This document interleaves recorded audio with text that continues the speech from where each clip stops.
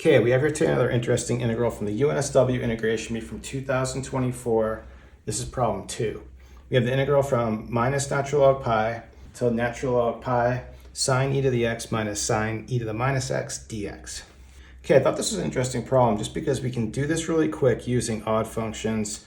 There is a little twist to it. So let's just look at this principle of odd functions. When we have our bounds symmetric around 0 from a finite value a minus a to a of f of x, when f of x is going to be an odd function, this tells us our integral is going to be just 0.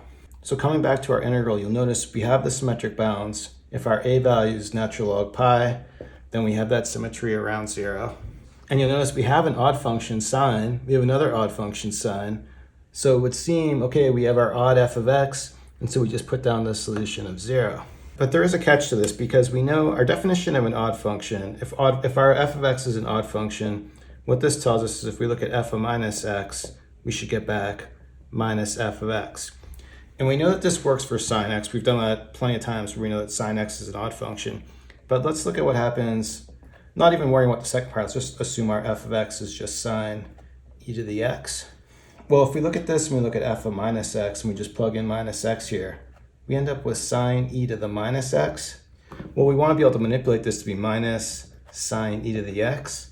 But it's just not true. We don't have the property to bring the minus outside in this case. So this doesn't work. And so this is actually not an odd function.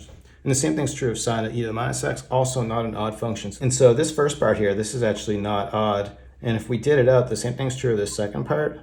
This here is actually not odd as well.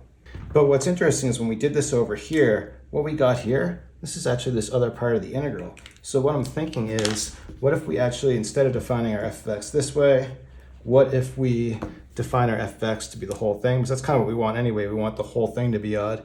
So we want to check if this whole integral, our f of x being sine e to the x, sine e minus x, we want to test if this thing's odd. So we'll just look at what happens if we look at f of minus x. We want to see if we can get back minus f of x.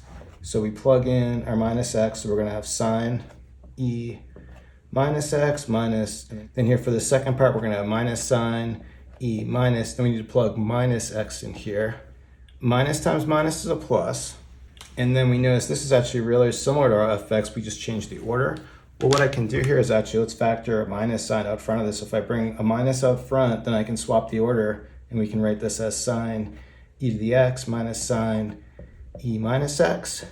But now this here, this is our f of x. So I can rewrite this, we can write this as minus f of x. And so we've gone from f minus x to minus fx. This is true. So what that means is this whole thing here, this whole thing actually is odd. And so because this is odd, we come back to our principle here. We can say the solution is 0, and that's what we found in the first place.